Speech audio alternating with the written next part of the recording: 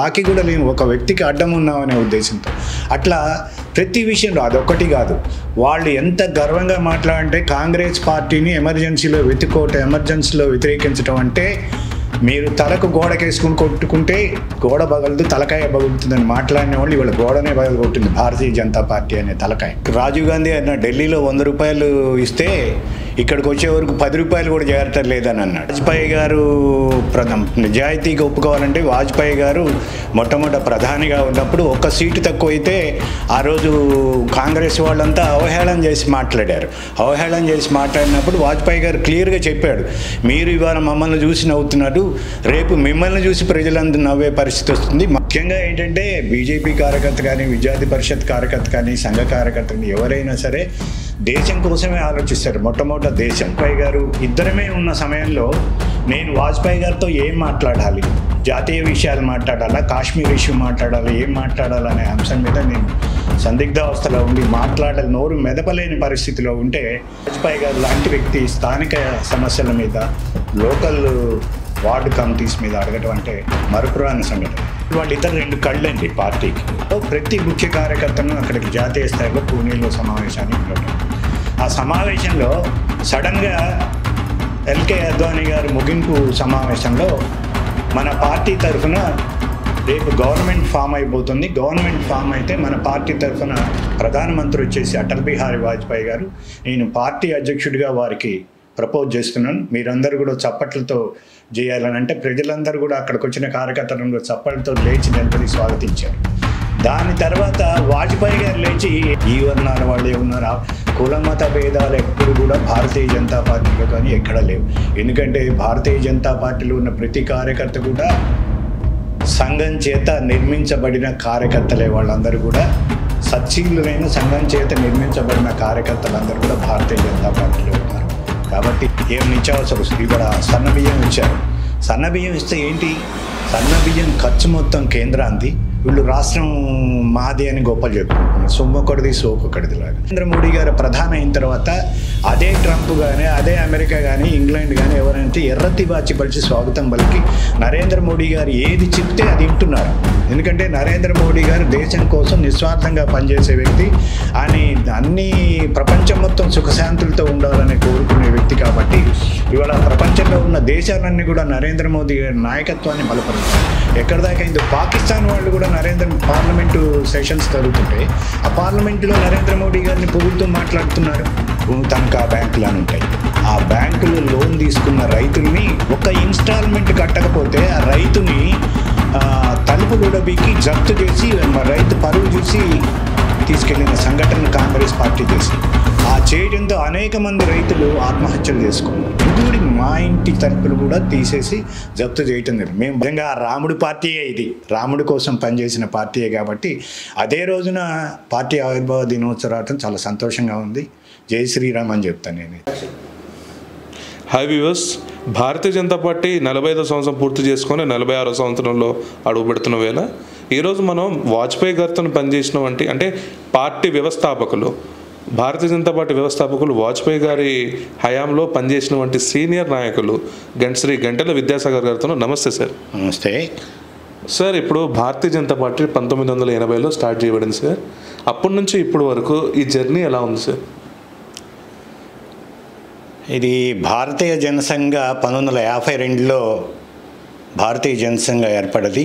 దాని తర్వాత Janata party after the emergency Janata party వచ్చిన తర్వాత దాని తర్వాత ప్రత్యేకంగా భారతీయ జనతా పార్టీగా ఒక రాజకీయ క్షేత్రంగా ఏర్పడి దానికి మొట్టమొదటి అధ్యక్షుడిగా శ్రీ అటల్ బిహారీ వాజ్పేయి గారు ఉన్నారు. ఓకే సార్, ఇప్పుడు 2 సీట్లతో మొదలై ప్రపంచంలోనే అతిపెద్ద పార్టీగా ఎదిగిన ఈ విజయం వెనుక ప్రధాన కారణాలు ఏమై ఉంటారంటారు? ప్రతి కార్యకర్త కృషి ఉంటుందండి. భారతీయ జనతా పార్టీ కార్యకర్త కూడా ఎప్పుడు కూడా తన స్వార్థం కోసం కానీ, డబ్బులు సంపాదించుకోవటం కోసం కానీ దేనికోసం పనిచేయడు. దేశం కోసం, ధర్మం కోసం కట్టుబడి 100% భారతీయ జనతా పార్టీ కార్యకర్తలందరూ కూడా పనిచేస్తారు. 2 సీట్ల నుంచి 180 సీట్లకు రావటానికి కూడా ఆనాటి వాజ్పేయి గారి పీరియడ్ అయిపోయిన తర్వాత లాల్ కృష్ణ అద్వానీ గారు అధ్యక్షులుగా ఉన్నారు. లాల్ కృష్ణ అద్వానీ గారు అధ్యక్షులుగా ఉన్నప్పుడు రథయాత్ర ప్రారంభించారు. కాశ్మీర్ టు కన్యాకుమారి వరకు దేశమంతటా కూడా రథయాత్ర ప్రారంభించి అయోధ్యలో రామ మందిరం ఏదైతే ఉందో ఆ రామ మందిరానికి సంబంధించిన కన్స్ట్రక్షన్ తప్పనిసరిగా జరగాలని, అక్కడ బాబర్ అనే యొక్క విదేశీ వ్యక్తి తను విజయానికి చిహ్నంగా గుడి మీద గుమ్మటాలు కట్టాడు. అదేం బాబర్ మసీద్ కాదు, అది ఇమీడియట్గా అయోధ్య అనేది రాముడి యొక్క పుట్టిన స్థలం, అక్కడ రామాలయం తప్పనిసరిగా నిర్మించాలనే ఉద్దేశంతో దేశమంతా రథయాత్ర చేసి ప్రజల్లో చైతన్యం తీసుకొచ్చారు ఎల్కే అద్వానీ గారు. దాని తర్వాత ప్రజల్లో కూడా ఆటోమేటిక్గా చైతన్యం పెరిగింది. దాంతోపాటుగా కూడా భారతీయ జనతా పార్టీ సీట్లు పెరిగి 182 సీట్ల వరకు వచ్చినాయి. ఓకే అండి, ఇప్పుడు బీజేపీ యొక్క మూల సిద్ధాంతం సంస్కృతి, జాతీయవాదం మరియు దేశభక్తి ఈ 45 ఏళ్లలో ఎలా పరిణామం చెందాయని భావిస్తారు? అసలు మూల సిద్ధాంతం మీరు చెప్పిన దానికంటే కూడా ఆనాడు మొట్టమొదటి భారతీయ జనసంఘ్ నాయకులు ఎవరైతే ఉన్నారో శ్యామాప్రసాద్ ముఖర్జీ, దీన్ దయాళ్ ఉపాధ్యాయ లాంటి మహానుభావులు ఏకాత్మత మానవతావాదం సిద్ధాంతాన్ని తీసుకొచ్చి పార్టీలో ఒక కార్యశాలలో కార్యకర్తలందరికీ కూడా రూపొందించడం జరిగింది. మీకు అందరికీ తెలిసే ఉంటుంది, ఎందుకంటే రాజీవ్ గాంధీ అన్న ఢిల్లీలో 100 రూపాయలు ఇస్తే ఇక్కడికి వచ్చే వరకు 10 రూపాయలు కూడా చేరటం లేదని అన్నాడు.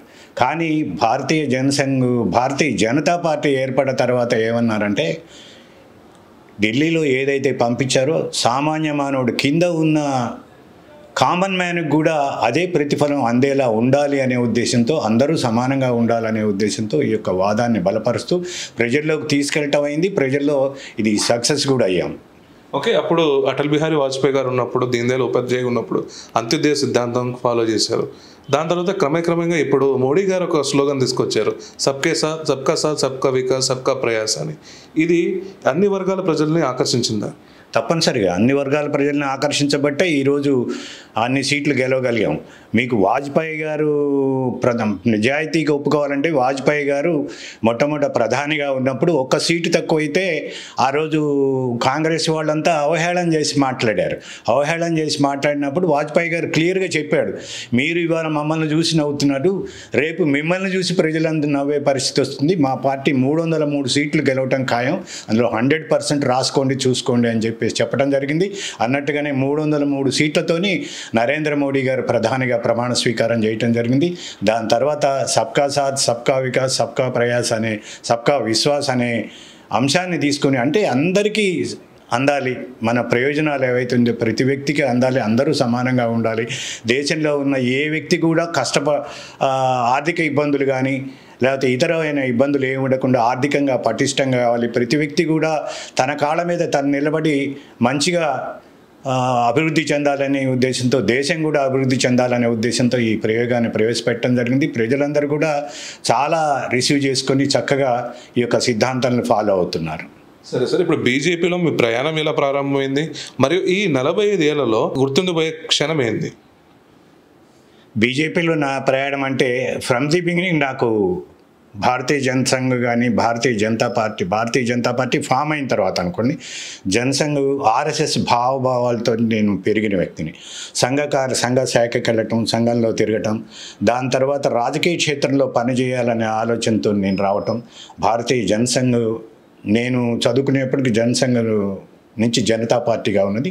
దాని తర్వాత 1980 ఏప్రిల్ 6వ తారీఖున భారతీయ జనతా పార్టీగా ఫామ్ అయ్యి, ఆ రోజు భారతీయ జనతా పార్టీలో అటల్ బిహారీ వాజ్పేయి గారు మొట్టమొదటి జాతీయ అధ్యక్షుడిగా ఉండటం జరిగింది.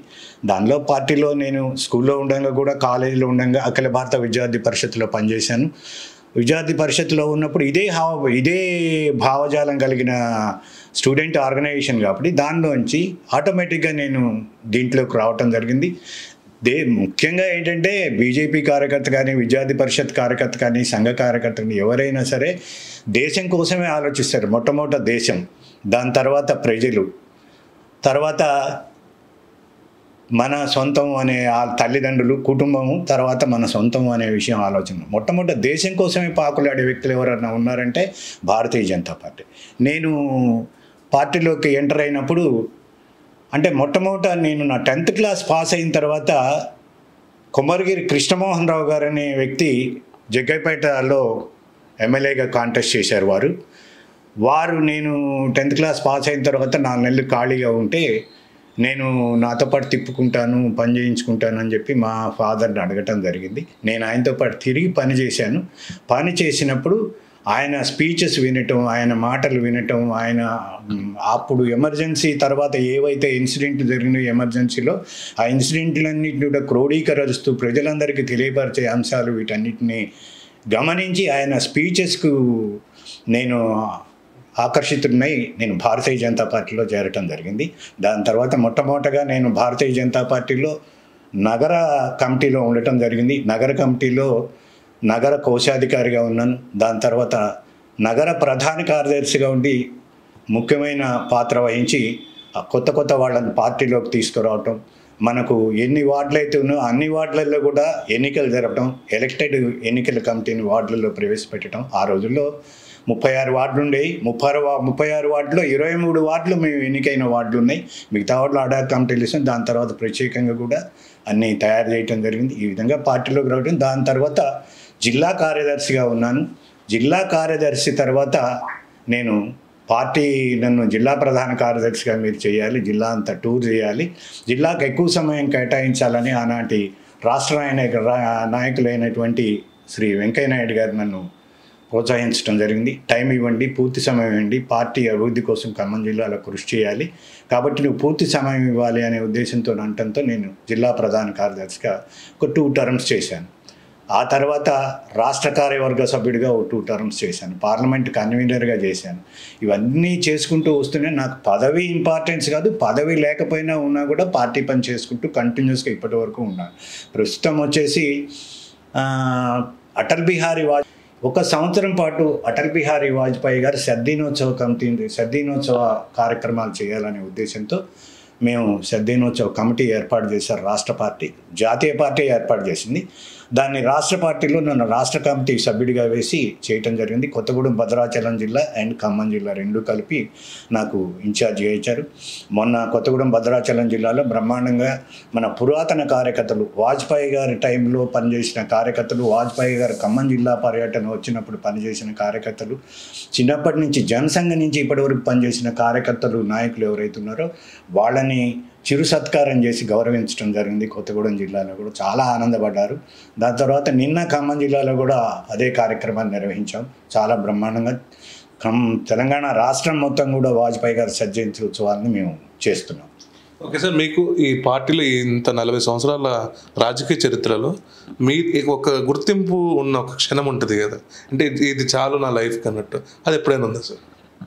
పార్టీ భారతీయ జనతా పార్టీకి వచ్చే వరకు నా వరకు నేను ఎప్పుడు స్వార్థం ఆలోచించలేదు. పార్టీ నాకు గుర్తింపు ఇచ్చిందా ఇవ్వలేదా అంటే పార్టీ గుర్తింపు ఇవ్వండి. ఇవాళ బీజేపీ విద్యాసాగర్ అని ఒక మూమెంట్, ఒక స్వీట్ మూమెంట్ ఉంటుంది కదా. స్వీట్ మూమెంట్ అంటే ఒకటే, మన భారతీయ జనతా పార్టీకి అపోజిషన్ లీడర్గా ఉన్నాడు అప్పుడు అటల్ బిహారీ వాజ్పేయి గారు. వారిని నా కారులో నా పక్కన కూర్చోబెట్టుకొని డ్రైవ్ చేయటం అనేది చాలా స్వీట్ మూమెంట్. వారితో కలిసి ఒక రోజు పూర్తిగా కార్యక్రమంలో పాల్గొనటం, కూర్చున్న సందర్భంలో నేను వాజ్పేయి గారు ఇద్దరమే ఉన్న సమయంలో నేను వాజ్పేయి గారితో ఏం మాట్లాడాలి, జాతీయ విషయాలు మాట్లాడాలా, కాశ్మీర్ ఇష్యూ మాట్లాడాలి, ఏం మాట్లాడాలనే అంశం మీద నేను సందిగ్ధావస్థలో ఉండి నోరు మెదపలేని పరిస్థితిలో ఉంటే ఆ పెద్ద మనిషి వాజ్పేయి గారే ఉండి ఆయన ఒక మాట అన్నాడు, క్యా హై మహామంత్రిజీ, कितने वार्ड है खम्मम में, कितने ఎలక్టెడ్ వార్డ్స్ है, कितने అడాక్ కమిటీస్ है. ఆ యొక్క చిన్న ప్రశ్నని నన్ను వేసి ఎన్ని ఎన్నికైన వార్డులు ఉన్నాయి, ఎన్ని అడాక్ కమిటీస్, అసలు పూర్తి ఎన్ని వార్డులు ఉన్నాయి ఖమ్మం నగరంలో, ఏం చేశారు అని చెప్పేసి అని అన్నాడు. నన్ను పార్టీ జనరల్ సెక్రటరీగా వెంకయ్య నాయుడు గారు పరిచయం చేసినప్పుడు మా ఇద్దరి మధ్య జరిగిన సంభాషణ అంటే, అంత పెద్ద జాతీయ స్థాయి నాయకుడు వచ్చేసి గ్రౌండ్ లెవెల్లో నీ వార్డు కమిటీలు వేసావా, ఎన్ని వార్డు కమిటీలు ఉన్నాయి, ఎన్ని వార్డులు ఉన్నాయి, అసలు ఎన్ని అడాక్ కమిటీలు వేసావు, వార్డు స్థాయిలో నువ్వు లోకల్ ప్రజల సమస్యలు పట్ల నువ్వు ఎట్లా స్పందిస్తున్నావు అనే విషయాన్ని నన్ను నా దగ్గర ప్రస్తావించినప్పుడు అసలు నా జీవితంలో మర్చిపోలేని సంఘటన. వాజ్పేయి గారు లాంటి వ్యక్తి స్థానిక సమస్యల మీద, లోకల్ వార్డు కమిటీస్ మీద అడగటం అంటే మరపురాని సంఘటన అది. ఓకే సార్, ఇప్పుడు అటల్ బిహారీ గారు వాజ్పేయి గారితో మీరు పనిచేశారు, అద్వానీ గారితో కూడా పనిచేశారు కదా, వీళ్ళిద్దరు స్థాపక నాయకుల నుంచి ఏ గుణగుణాలు స్ఫూర్తిగా తీసుకున్నారు మీరు? అసలు వాళ్ళిద్దరు రెండు కళ్ళండి పార్టీకి. శ్యామాప్రసాద్ ముఖర్జీ, దీన్ దయాల్జీ తర్వాత అటల్ బిహారీ వాజ్పేయి గారు మరియు లాల్ కృష్ణ అద్వానీ గారు రెండు కళ్ళ లాంటి వారు. మీకు ప్రత్యేక ఉదాహరణ చెప్తున్నా. అది ఎందుకంటే వాజ్పేయి గారు తర్వాత అద్వానీ గారు జాతీయ అధ్యక్షుడు అయినప్పుడు పూణేలో మీటింగ్ జరిగింది. జాతీయ స్థాయిలో ప్రతి ముఖ్య కార్యకర్తను అక్కడికి జాతీయ స్థాయిలో పూణేలో సమావేశాన్ని పిలవటం జరిగింది.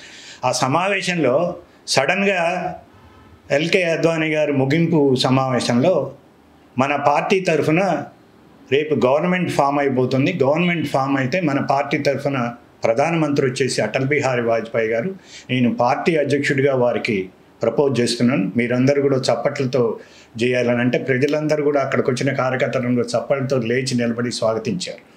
దాని తర్వాత వాజ్పేయి గారు లేచి ఏమన్నాడంటే, అంటే ఇది మన పెద్ద లీడర్ల యొక్క సంస్కారం, నువ్వు పార్టీ అధ్యక్షుడివి, ఒక సీట్ నుంచి 182 సీట్లకు తీసుకొచ్చావు, ఇంత కష్టపడి రథయాత్ర చేసి దేశం అంతా తిరిగి కాంగ్రెస్ చేస్తున్న దుశ్చర్యలు తర్వాత మన వల్ల ప్రజలకు ఏమి చేయగలుగుతాం, ప్రజల్లోకి ఏం తీసుకెళ్ళగలుగుతాం, ఏమి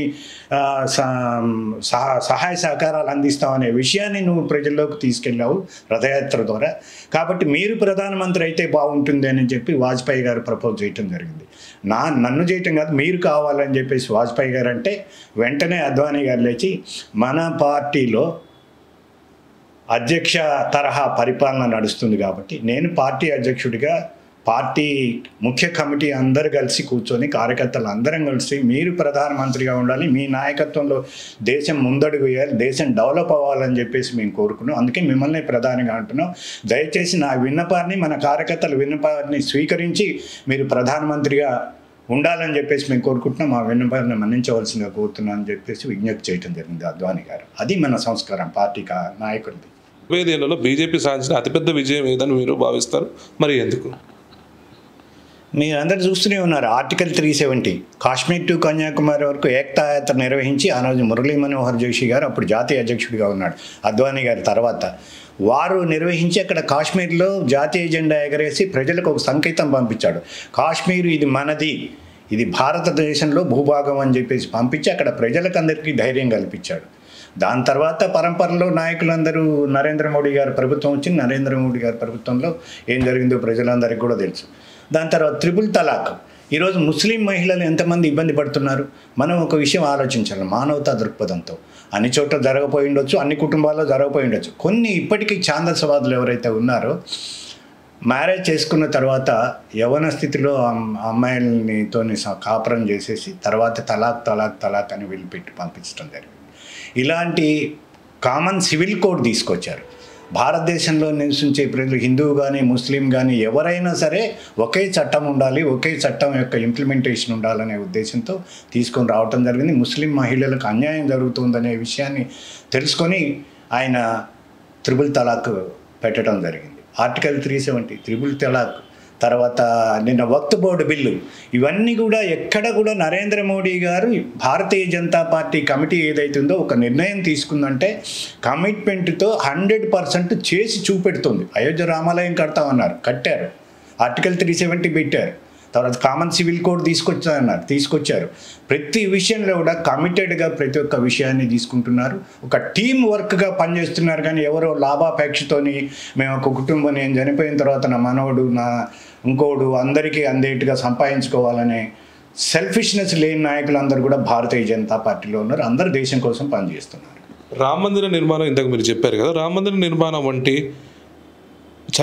చరిత్రాత్మక సంఘటనలు పార్టీ యొక్క లక్షణాలు ఎలా ప్రతిబింబిస్తాయి? పార్టీ యొక్క లక్షణాలు ప్రతిబింబిస్తాయి 100% అండి. ఇప్పుడు అయోధ్యలో రామ మందిరం నిర్మించాలనే యొక్క భారతీయ జనతా పార్టీ లక్ష్యం. అయోధ్య ఎందుకంటే రాముడిని ఎందుకు కోరుకుంటున్నాం, రామాలయం ఎందుకు కట్టాలనుకుంటున్నాం? రాముడు పురుషోత్తముడు, రాముడు రాజుగా దేశాన్ని ధర్మంగా పరిపాలించాడు. మంచి వ్యక్తి, మంచి రాజు, ప్రజలందరినీ కష్టసుఖాలను తెలుసుకొని అందరికీ ఇబ్బందులు ఎక్కడ ఎవరికి కలగకుండా ఆయన మర్యాద పురుషోత్తముడు. అట్లాంటి రాజు లాంటి ప్రభుత్వం ఉన్న వ్యక్తి, అట్లాంటి రాముడు పుట్టిన స్థలంలో గుడి లేకపోవటం, ఆ స్థలం మీద బాబర్ అనే విదేశీ వ్యక్తి వచ్చి 3 గుమ్మటాలను కట్టి తన విజయానికి సంకేతంగా కట్టి అది బాబర్ మసీద్ అని అంటే ఎక్కడ కూడా మీరు ఏ మసీదులో కూడా బాబర్ మసీదు, అక్బర్ మసీదు, లేకపోతే ఇంకో మసీదు అని ఎక్కడా ఉండదు. అది అందరికీ తెలుసు. కాబట్టి ఏంటంటే కొంతమంది ముఖ్యంగా కాంగ్రెస్ నాయకులు దీన్ని ముఖ్యంగా ఒక భారతీయ జనతా పార్టీకి వ్యతిరేకంగా, హిందుత్వానికి వ్యతిరేకంగా వీళ్ళ యొక్క ప్రచారం అది. ఇప్పుడు ఇప్పుడు బీజేపీని విమర్శించే వాళ్ళు దీన్ని ఒక సామాజిక ధృవీకరణ పార్టీగా చూస్తారు. ఈ విమర్శలకు మీరేమంటారు? ఏం సామాజిక ధృవీకరణ అండి? ఇందులో బ్రాహ్మలు, వైశ్యాసు, కమ్మాసు, రెడ్డిస్ అని ఉన్నారా? ఎక్కడ లేదు కదా. ఇవాళ నరేంద్ర మోడీ గారు ప్రధానమంత్రి. ఆయన చాయ్ దుకాణంలో వాళ్ళ నాన్నగారు టీ తయారు చేసి అమ్మితే టీ తీసుకెళ్ళి అందరికీ ఇస్తూ అమ్ముతూ వస్తుండేవాడు. నరేంద్ర మోడీ గారు కష్టపడి పనిచేశారు. దాని తర్వాత నాయకులు అందరూ కూడా కష్టపడి పనిచేసిన వాళ్ళు. మొన్న ఎవరు మధ్యప్రదేశ్ సీఎం అనుకుంటా, వారి పీరియడ్ అవగానే తన ఆస్తులన్నింటినీ కూడా దేశానికి అంకితం చేసి వెంటనే తను బ్యాగు బుట్ట పట్టుకొని తన సొంత ఇంటికి వెళ్ళిపోయాడు. నిస్వార్థంగా పనిచేస్తున్నారు అందరూ. ఎవరు స్వార్థంతో పనిచేయట్లేదు. ఎవరు అగ్రవర్ణాల వాళ్ళే ఉన్నారు, ఈ వర్ణాల వాళ్ళే ఉన్నారు. కులమత భేదాలు ఎప్పుడు కూడా భారతీయ జనతా పార్టీలో కానీ ఎక్కడా లేవు. ఎందుకంటే భారతీయ జనతా పార్టీలో ఉన్న ప్రతి కార్యకర్త కూడా సంఘం చేత నిర్మించబడిన కార్యకర్తలే. వాళ్ళందరూ కూడా సచ్చీలులైన సంఘం చేత నిర్మించబడిన కార్యకర్తలందరూ కూడా భారతీయ జనతా పార్టీలో ఉన్నారు. కాబట్టి దీంట్లో డోకా లేదు. 100% ఏ విధమైన విభేదాలు లేకుండా అందరు కార్యకర్తలు, అందరు నాయకులు ఉన్నారు. సరే సార్, ఇప్పుడు గత 45 ఏళ్లలో బీజేపీ ఎన్నికల్లో విజయం సాధించడానికి ఉపయోగించిన ప్రధాన వ్యూహాలు ఏమిటి? అనేక అంశాలు ఉన్నాయి. సందర్భాన్ని బట్టి అప్పుడు అయోధ్య ఇష్యూని తీసుకొచ్చారు. కాశ్మీర్ ఏదైతుందో కాశ్మీర్ని స్వయం ప్రతిపత్తి గల దాన్ని ఒక దేశంగా ప్రకటించి ఏదో చేయాలన్నప్పుడు అట్లా కుదరదు. కాశ్మీరు భారతదేశంలో భూభాగం మాత్రమే. భారతదేశం భూభాగంలో ఉన్నప్పుడు దాన్ని మీరు కాశ్మీర్ని వేరే ప్రత్యేకమైన ప్రత్యేక దేశంగా ఎలా ప్రకటించడం జరుగుతుంది? ఇవన్నీ జరగవు. కాబట్టి 100% అదొక పెట్టడం జరిగింది. కామన్ సివిల్ కోడ్, ఆర్టికల్ 370, అన్ని అంశాలను కూడా వర్షం బట్టి సమయోచితంగా సందర్భాన్ని బట్టి ప్రతి అంశాన్ని తీసుకొచ్చి ప్రజల్లోకి తీసుకెళ్ళటం జరుగుతుంది. ప్రతిపక్షాల్లో పోటీపడే సమయంలో బీజేపీ ఎటువంటి విభిన్న విధానాలను అవలంబించింది? మేము ఎప్పుడు కూడా బీజేపీ ఎప్పుడు కూడా భారతీయ జనతా పార్టీ ఎప్పుడు కూడా ప్రజలకు అండదండగా ఉంటుంది. ప్రజలకు ఏం అందట్లేదు. పైనుంచి ఏదన్నా వస్తే ఏం నిత్యావసర ఇవాళ సన్నబియ్యం ఇచ్చారు. సన్నబియ్యం ఇస్తే ఏంటి? సన్నబియ్యం ఖర్చు మొత్తం కేంద్రాంది, వీళ్ళు రాష్ట్రం మాది అని గొప్పలు చెప్పుకుంటున్నారు. సొమ్మొకటిది సోకొకటిది లాగా. అట్లా ఆ రోజు నుంచి కూడా అంత్యోదయ అన్న యోజన పథకం కింద మన ప్రధానమంత్రిగా వాజ్పేయి గారు ప్రమాణ స్వీకారం చేసిన తర్వాత పైనుంచి కింద వ్యక్తి వరకు కూడా ప్రతి విషయం కూడా ప్రతి ప్రయోజనం కూడా పొందాలనే ఉద్దేశంతో అంత్యోదయ అన్న యోజన పథకం కింద కానీ ఇంకా ఇతర అంశాలపై కానీ సామాన్య మానవుడు ఏ విధమైన ఇబ్బంది పడకూడదు, ఆర్థికంగా పటిష్టం కావాలి, వాళ్ళందరికీ ఇల్లు ఉండాలంటే ప్రధానమంత్రి ఆవాజ్ యోజన కింద పెట్టడం జరిగింది. అనేక రకాల అంశాలను ఇట్లా తీసుకొని రావటం జరిగింది. ఇప్పుడు బీజేపీకి సోషల్ మీడియా లాంటి ఆధునిక సాధనాలు బీజేపీ విజయాలకు దోహదపడుతున్నాయని చెబుతారు. జనరల్గా చదువుకున్న విద్యార్థులు కానీ ఎవరైనా ఉన్నారంటే, చదువుకున్న విద్యార్థులు కావచ్చు, ఈ భావజాలం ఉన్న వాళ్ళు ఎవరైనా సరే 100% నరేంద్ర మోడీకి పాజిటివ్గానే ఉన్నారు. ఈ వక్తు బిల్లు విషయంలో కూడా నేను దీంట్లో కూడా చూసాను. ముస్లిం మహిళలు మోడీజీ జిందాబాద్, మోడీజీ జై అని చెప్పేసి మాట్లాడుతూ వాళ్ళందరూ కూడా చేశారు. మీరు ఎక్కడ దాకా అవసరం లే, మన విజయవాడలో భారతీయ జనతా పార్టీ రాష్ట్ర కార్యాలయం ముందు ముస్లిమ్స్ అంతా వచ్చి టపాసులు పేల్చి స్వీట్స్ పంచుకొని ఈ బిల్లు పాస్ అయిన తర్వాత స్వీట్స్ పంచి అందరికీ బీజేపీకి తర్వాత నరేంద్ర మోడీ గారి ఫోటోకి పాలాభిషేకం చేసి దాని తర్వాత స్వీట్స్ పంచడం జరిగింది. బీజేపీ అధికారంలో ఉన్నప్పుడు అమలు చేసిన ఏ విధానం దేశానికి అత్యంత ప్రయోజనం చేకూర్చిందని మీరు భావిస్తారు? దేశానికి అత్యంత దేశ రక్షణే ప్రధాన ధ్యేయంగా పనిచేసింది. ఇదివరకు దేశం రక్షణ ఎప్పుడు ఏ దేశం వాళ్ళు మన మీద పడతారో, ఏ దేశం వాళ్ళు ఏం జరుగుతుందో అనే భయంకర పరిస్థితుల్లో కాంగ్రెస్ గవర్నమెంట్లో ఉండేది. ఎవరు ఏజెంట్లు, పాకిస్తాన్ ఏజెంట్లు ఎవరి ఇంట్లో తెలియని పరిస్థితి కాబట్టి ఈరోజు ప్రజలందరూ కూడా అర్థం చేసుకున్నారు. ఈ దేశంలో అపోజిషన్ పార్టీ అని చెప్పుకునే వ్యక్తులు ఎవరు కూడా ఈ దేశం గాలి విషయం కానీ, ఈ దేశం నీరు విషయం కానీ, ఈ దేశం పంటల విషయం కానీ ఏ సమయంలో ఏం పంటలు పండితే ఈ ప్రజలు ఏం తింటారనే విషయం ఎవరికీ నాలెడ్జ్ లేదు. భారతీయ జనతా పార్టీ కార్యకర్తలు కానీ భారతీయ జనతా పార్టీ నాయకులు కానీ సామాన్య ప్రజల యొక్క ఇబ్బందులు అవన్నీ తెలుసు కాబట్టి ఈ దేశం గాలి కానీ ఈ దేశం ప్రజలు ఏం తింటారు, ప్రజలకు ఏం ఉపయోగకరం ఉంటాయి అనే అంశాన్ని ప్రజల్లోకి తీసుకెళ్ళి ప్రభుత్వం ద్వారా ప్రజలకు సహాయం అందించారు. సార్ ఇప్పుడు 45 45 ఇయర్స్లో బీజేపీ సంస్థాగత బలం ఎలా పెరిగింది, ఆర్ఎస్ఎస్తో బీజేపీ సంబంధం ఎలా సాగుతుందని మీరు చెప్తారు? ఆర్ఎస్ఎస్తో బీజేపీ సంబంధం ఎప్పుడు ఉంటుందండి. ఎందుకంటే ఆర్ఎస్ఎస్ ఇట్ ఈజ్ ఏ మాతృ సంస్థ ఇది. ఎందుకంటే ప్రజలందరూ కొంతమంది ఏంటంటే దాని మీద దుష్ప్రచారం చేశారు. నేను ఒకటే చెప్తున్నాను, ఆర్ఎస్ఎస్ దేశభక్తి రూపొందిస్తుంది. స్వయం సేవకుల్లో ఆర్ఎస్ఎస్లో మెంబర్షిప్ ఉండదు. శాఖకు పోయి స్వయం సేవకుగా పోయిన శాఖలో పాల్గొంటే శాఖలో ఆటలు నేర్పుతారు. మెమరీ మనిషి విషయాన్ని గుర్తుంచుకోవడానికి మెమరీ పవర్ నేర్పుతారు. అనేక అంశాల మీద సంఘం వాళ్ళు అట్లా చేస్తున్నారు. ఇవాళ అట్లా పనిచేసిన కార్యకర్తలే దాదాపు మోర్ దాన్ 80% కార్యకర్తలు ఇవాళ భారతీయ జనతా పార్టీలో ఉన్నారు. ఇప్పుడు కార్యకర్తల నుండి జాతీయ స్థాయి నాయకత్వం వరకు బీజేపీలో ఎలాంటి సమన్వయం ఉంటుంది? చాలా మంచి సంబంధాలు ఉంటాయండి. కార్యకర్త నుంచి జాతీయ స్థాయి నాయకుల వరకు కూడా మనకు ఒక పద్ధతి ద్వారా అనుకుంటాం. మనకేమో నామినేటెడ్గా నేను నిన్ను జిల్లా అధ్యక్షుడిగా అపాయింట్ చేస్తున్నాను, నేను నిన్ను మండల అధ్యక్షుడిగా అపాయింట్ చేస్తాను యొక్క సంస్థ పద్ధతి మన దాంట్లో లేదు. మనం తప్పనిసరిగా కూడా గతంలో వార్డులో 50 మంది సభ్యులు ఉంటేనే వార్డు కమిటీ వేసేవాళ్ళం. 50 మంది పైన ఉంటే ఎలక్టెడ్ కమిటీ వేసి ఎలక్టెడ్ కమిటీలో వార్డు అధ్యక్షుడు, ప్రధాన కార్యదర్శి, కోశాధికారి, పార్టీ కమిటీ మెంబర్స్ అని బట్టి వార్డులో సమస్యలను ప్రతి నెల కూడా వార్డు మీటింగ్ పెట్టాలి. ప్రతి 2 నెలలకు ఒకసారి వార్డు ఎగ్జిక్యూటివ్ పెట్టాలి. అలాగే అన్ని వార్డులు కలిపి మండల కమిటీని ఏర్పరుస్తాం. మండల కమిటీలో కూడా మండల అధ్యక్షుడిని ఎన్నుకోవటం జరుగుతుంది. మండల అధ్యక్షుడితో పాటు మండల కమిటీ పూర్తిగా ఫామ్ అయిన తర్వాత ప్రతి నెల మండల బాధ్యతలు మండల ఆఫీస్ బేరర్స్ మీటింగ్ జరుగుతుంది. ప్రతి 2 నెలలకు ఒకసారి మండల కార్యవర్గ సమావేశం ఉంది. ఈ యొక్క కార్యవర్గ సమావేశాల్లో అన్ని వార్డు కమిటీలకు సంబంధించిన అధ్యక్ష, ప్రధాన కార్యదర్శులు వస్తారు. కాబట్టి నా వార్డులో ఈ సమస్య ఉన్నది, నా వార్డులో ఈ సమస్య ఉన్నది అని చెప్పేసి ఆ యొక్క కమిటీలో చర్చించడం జరుగుతుంది. అనేక తీర్మానాలు తీయటం జరుగుతుంది.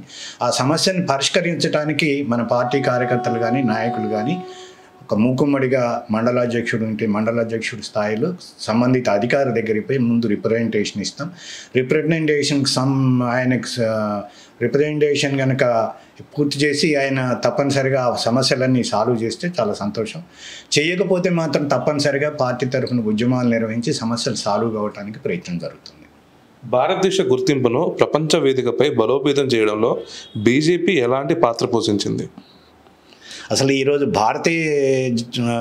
భారతీయ జనతా పార్టీ ప్రధాని నరేంద్ర మోడీ గారు అంటే ప్రపంచంలో నెంబర్ 1 స్థానంగా ఉన్నాడు. మీకు అందరికీ తెలియని విషయం కాదు. ఇవాళ ప్రతి వ్యక్తి కూడా ఒకప్పుడు నరేంద్ర మోడీ గారు అమెరికా పోవాలంటే చాలా ఇబ్బంది అయ్యేది. ఆయన వీసాలు క్యాన్సిల్ చేశారు, అన్నీ క్యాన్సిల్ చేశారు.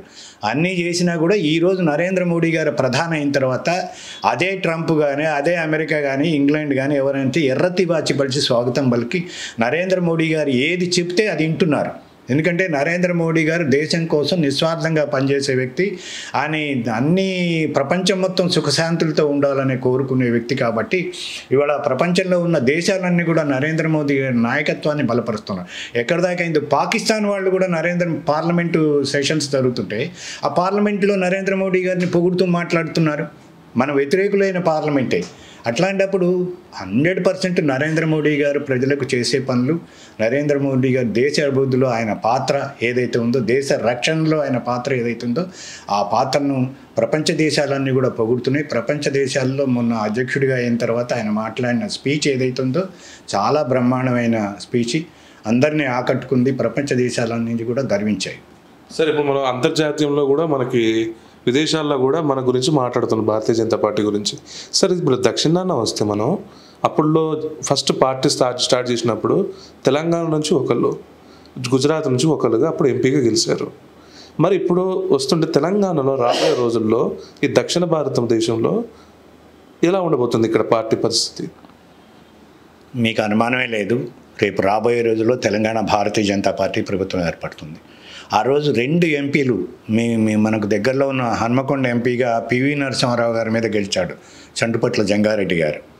తర్వాత మధ్యప్రదేశ్ నుంచి ఒక ఎంపీ గారు గెలిచారు. ఇద్దరు ఎంపీల నుంచి 182 ఎంపీల వరకు పార్టీ కృషి చేయకపోతే, పార్టీ యొక్క ఆలోచన ప్రజల్లోకి వెళ్ళకపోతే ఈరోజు 182 సీట్లు గెలవగలిగేవాళ్ళం కాదు. 182 సీట్ల నుంచి 303 సీట్ల వరకు కూడా గెలవగలిగేవాళ్ళం కాదు. దాని తర్వాత వాజ్పేయి గారు తను దిగిపోతూ కూడా క్లియర్గా చెప్పాడు, కొనుక్కోండి ఏం కాదు అది ఇదని 100 మంది చెప్పినా కూడా ఆయన నీతికి నిజాయితీకి మారుపేరు. భారతీయ జనతా పార్టీ వ్యక్తులు కానీ మంత్రులు కానీ ఎవరైనా సరే నీతిగా నిజాయితీగా అవినీతి రహిత పాలన అందిస్తారు, అందులో డౌటే లేదు. దాని ప్రకారం ఈ యొక్క ఇది నడుస్తుంది. సార్, ఇప్పుడు పార్టీలో కొత్తగా వచ్చినప్పుడు సంఘ బ్యాక్గ్రౌండ్ లేకుండా జనరల్గా ఇప్పుడు యూత్ కూడా పార్టీ వైపు అట్రాక్టివ్ వస్తున్నారు. వాళ్ళు చిన్న చిన్న దానికి అలగడం ఇలాంటివి చేస్తున్నారు. వాళ్ళు ఇప్పుడు వచ్చే యూత్కి ఎలాంటి లక్షణాలు ఉండాలనుకుంటున్నారు పార్టీలో, వాళ్ళకి ఏమని చెప్తారు మీరు? నేను ఒకటే మాట్లాడతానండి, ప్రతి పార్టీ కార్యకర్త కూడా పాజిటివ్గా స్పందించాలి. నెగిటివ్ ఆలోచన ఎప్పుడు ఉండకూడదు. ప్రతి మనిషి కూడా ఎప్పుడైతే మనిషిలో నెగిటివ్ ఆలోచన ఎప్పుడైతే ఉందో, వ్యతిరేక భావం ఎప్పుడు ఏర్పడుతుందో, అది తన యొక్క జీవితాన్ని దెబ్బతీసే విధంగా ఉంటుంది. పార్టీ కావచ్చు, వ్యక్తిగతం కావచ్చు, ఏదైనా సరే ప్రతి వ్యక్తి మీద పాజిటివ్ దృక్పథం ఉండాలి. పాజిటివ్ దృక్పథం లేనివాడు ఎవడు కూడా పైకి రాడు. మేము ఒకటే కోరుకుంటున్నాం, పార్టీ తరఫున కొత్తగా వచ్చిన కార్యకర్తలు కూడా కార్యశాలలు ఏర్పాటు చేస్తుంది. కార్యశాలలు ఏర్పాటు చేసి, శిక్షణా తరగతులు ఏర్పాటు చేసి, వాటిలో కార్యకర్త ఎలా ఉండాలి, ఏం కార్యక్రమాలు చేపట్టాలి, ఏం చేయాలి అనే విధంగా కొన్ని క్లాసెస్ తీసుకోవటం జరుగుతుంది. వాళ్లకు హైదరాబాద్ నుంచి కానీ, ఖమ్మం నుంచి కానీ, ఎక్కడి నుంచి అయినా సరే ఈ ఒక్కొక్క సబ్జెక్ట్ని ఎవరైతే కమాండ్ ఉంటుందో ఆ సబ్జెక్టులు చెప్పగలిగిన వాళ్ళని కార్యశాలలో పెట్టి కొత్తగా వచ్చే కార్యకర్తలని కార్యోన్ముఖం చేయడానికి ప్రయత్నం చేస్తుంది. సార్, ఒకవేళ ఇప్పుడు బీజేపీ లేకపోయి ఉంటే మీరు ఏ రంగంలో ఉండేటోళ్ళు ఈ రాజకీయ రంగంలో లేకుండా? నేను బీజేపీ లేకుండా ఉంటే రాజకీయ క్షేత్రంలో పనిచేయను నేను. ఎందుకంటే నేను పుట్టిన దగ్గర నుంచి నాకు హిందుత్వం, భారతీయ జనతా పార్టీ, భారతీయ జనసంఘ్ అంటే ఇష్టం. ఎందుకంటే మీకు అందరికీ తెలియని విషయం కాదు, ఎమర్జెన్సీలో అనేక గ్రామాల్లో ల్యాండ్ మార్ట్గేజ్ బ్యాంకులు అని ఉంటాయి, భూమి తనఖా బ్యాంకులు అని ఉంటాయి. ఆ బ్యాంకులు లోన్ తీసుకున్న రైతుల్ని ఒక ఇన్స్టాల్మెంట్ కట్టకపోతే ఆ రైతుని తలుపులు ఉడబీకి జప్తు చేసి రైతు పరువు చూసి తీసుకెళ్లిన సంఘటనలు కాంగ్రెస్ పార్టీ చేసింది. ఆ చేయడంతో అనేక మంది రైతులు ఆత్మహత్యలు చేసుకున్నారు, ఇంక్లూడింగ్ మా ఇంటి తలుపులు కూడా తీసేసి జప్తు చేయటం జరిగింది. మేము బాకీ కూడా లేము, ఒక వ్యక్తికి అడ్డం ఉన్నామనే ఉద్దేశంతో. అట్లా ప్రతి విషయంలో అదొక్కటి కాదు, వాళ్ళు ఎంత గర్వంగా మాట్లాడంటే కాంగ్రెస్ పార్టీని ఎమర్జెన్సీలో వ్యతిరేకించడం అంటే మీరు తలకు గోడకేసుకుని కొట్టుకుంటే గోడ పగలదు, తలకాయ పగులుతుందని మాట్లాడిన వాళ్ళు ఇవాళ గోడనే పగలగొట్టింది భారతీయ జనతా పార్టీ అనే తలకాయ. అది గుర్తుపెట్టుకోవాలి ఆ నాయకుడు. భారతీయ జనతా పార్టీ అత్యవసర పరిస్థితిలో చాలామంది కూడా దేశం కోసం ఇందిరాగాంధీ గారు అరెస్ట్ చేయించారు. అరెస్ట్ అయిన వాళ్ళలో అటల్ బిహారీ వాజ్పేయి గారు ఉన్నారు, ఎల్కే అద్వానీ గారు ఉన్నారు, జోషి గారు ఉన్నారు. అనేక మంది నాయకుల యొక్క కష్టము, అనేక మంది నాయకుల ఇబ్బందులే ఈరోజు భారతీయ జనతా పార్టీ ఏర్పడటానికి జిల్లాల్లో కూడా అట్లా. ఖమ్మం జిల్లాలో కూడా చాలామంది, ఖమ్మం జిల్లాలో చూసుకుంటే మాదిరాజు నరసింహారావు గారని జనసంఘ్ కాలం నుంచి పనిచేశారు. వారు జనసంఘ్లో ఆల్మోస్ట్ ఫౌండర్ అనుకోవాలి. ఇక్కడ వారి హయాంలో వాళ్ళు అడ్వకేట్గా ప్రాక్టీస్ చేసేవాళ్ళు. ప్రాక్టీస్ చేసి వారు ఉంటున్న సమయంలో 1964లో దారపనేని కోటేశ్వరరావు గారని కిసాన్ మోర్చా లీడర్గా, రైతు నాయకుడిగా వారిని పార్టీలో జాయిన్ చేసుకోవటం జరిగింది. దాని తర్వాత దారపనేని కోటేశ్వరరావు గారు వీళ్ళందరూ కూడా పనిచేయటంది. ఈ యొక్క గ్రూప్లో ఏదైతే ఉందో నేను కూడా పనిచేసే భాగ్యం నాకు కలిగింది. ఈ గ్రూప్లో ఇప్పుడు ఒక్కలంక దుర్గాప్రసాద్ గారు, ఒక్కలంక వెంకటేశ్వర్లు గారు వీళ్ళందరూ కూడా జైలుకి వెళ్ళారు. దుద్దుకూరు వెంకటేశ్వరరావు గారు, నామరపు శ్రీనివాస్ శర్మ గారు వీళ్ళందరూ కూడా ఎమర్జెన్సీలో జైలుకి వెళ్ళి ఎమర్జెన్సీ తర్వాత బయటకు వచ్చిన తర్వాత వాళ్ళ పనులు వాళ్ళు చేసి పార్టీ కొరకు కృషి చేయటం జరిగింది. దారపనేని కోటేశ్వరరావు గారు కూడా దాదాపు ఒక 5-6 నెలలు జైలు శిక్ష అనుభవించాడు. ఖమ్మం జిల్లాలో కూడా చాలామంది, నక్కా నాగభూషణం గారని ప్రింటింగ్ ప్రెస్ నడిపేవాడు, ప్రింటింగ్ ప్రెస్ నడుపుతూ పార్టీ కొరకు పనిచేసేవాడు. ఆయన్ని కూడా అరెస్ట్ చేసి లోపల పెట్టడం జరిగింది. అట్లాగే రాజయ్య గారు, కొదుమూరు రాజయ్య గారు అని ఉన్నాడు మన బురదరాపురంలో. దాంట్లో అట్లాగే చాలామంది వ్యక్తులు, అమినేని బాబు గారు కానీ, ఖమ్మంలో వచ్చేసి ఎవరు హర్కార శ్రీరామరావు గారు, హర్కార లలిత గారు, సత్యప్రసాద్ గారు, ఆమనగంటి వెంకటరమణ గారు, అనేక మంది నాయకులు పనిచేయటం జరిగింది.